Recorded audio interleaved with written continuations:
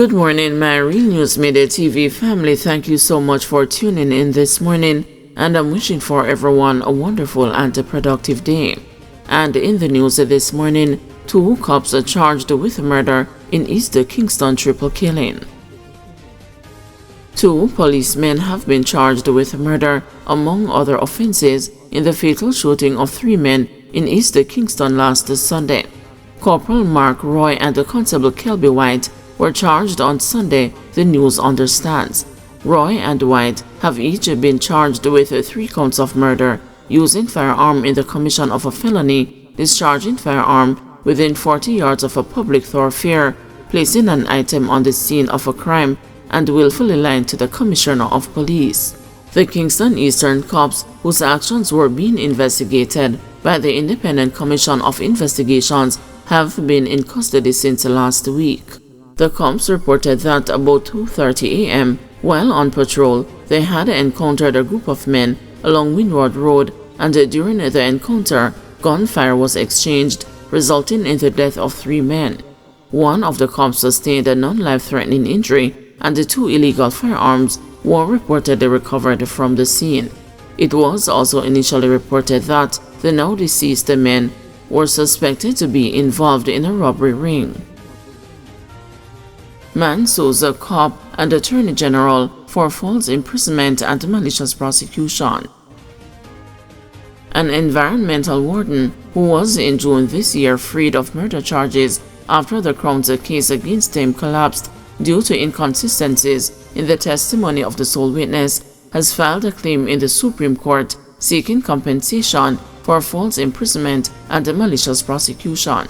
Nicholas Gordon, 31, who was an employee of Jamaica Social Investment Fund, has named Corporal Ozell Stewart, who is assigned to Denhamtown Police Station, and the Attorney General of Jamaica as the defendants in the lawsuit. Gordon was arrested and charged with murder in relation to the 2016 killing of Michael Britton, OC Stay Alive, OC Blink Biggs, after the sole Crown witness claimed that Britton made a dying declaration naming Gordon as the shooter while she transported him in a taxi to Kingston Public Hospital. However, Gordon's attorney Anthony Williams had asserted during the trial that the statement by the witness implicating his client as the alleged assailant was false, misleading, deceitful, untruthful, and dishonest. Such a purported dying declaration was never made at all by the deceased, as stated in her first witness statement, which she gave to the Denhamtown Police Station. The said day Michael Britton died at the Kingston Public Hospital, the attorney said in the particulars of the claim. Furthermore, he contended that Corporal Stewart acted or purported to act in the execution of his duties unlawfully, maliciously, and or without reasonable and or probable cause, proffered and or caused the claimant to be unlawfully imprisoned at the Maypen Police Station in the parish of Clarendon, then transferred him to the Darling Street Police Station in the parish of Kingston, and thereafter to the Central Police Station and Halfway Tree Lockup in the parish of St. Andrew for an unreasonably long time before being brought to court. Williams said further that the corporal acted or purported to act in execution of his duties unlawfully, maliciously, and or without reasonable and or probable cause, prosecuted the claimant by proffering charges against the claimant, namely murder and illegal possession of firearm, the criminal charges. Those criminal charges were, however, dismissed in favor of Gordon in June this year after a no-case submission by Williams was upheld by Supreme Court Judge Justice Leighton Pusey. Gordon, who had been taken into custody by the police in 2019, has argued in the claim that the false imprisonment and malicious prosecution by the defendants have caused him serious loss, damage, humiliation, injury to his reputation, character, and integrity, and put him to considerable expense and embarrassment. As a consequence, he is seeking special damages of $4.88 million, damages for false imprisonment, damages for malicious prosecution, aggravated damages for false imprisonment and malicious prosecution, exemplary damages for false imprisonment and malicious prosecution, vindicatory damages plus interest, as well as a cost for his legal fees. Curfew imposed in Cassava Peace. A 12-hour curfew has been imposed in sections of Cassava Peace at Kingston 8. The curfew began at 6 p.m. Sunday and will end at 6 a.m. Monday. The boundaries of the curfew are north from Grasvenor Heights to the intersections of Grasvenor Terrace and the Constant Spring Road, south from the intersection of Clifton Boulevard and the Mannings Hill Road to the intersection of Mannings Hill Road and the Glen Drive, east from the intersection of Grasvenor Terrace and the Constant Spring Road along Constant Spring Road through Cassava Peace Road to the intersection of Mannings Hill Road and the Clifton Boulevard, west from the intersection of Mannings Hill Road and the Glen Drive to Grasvenor Heights.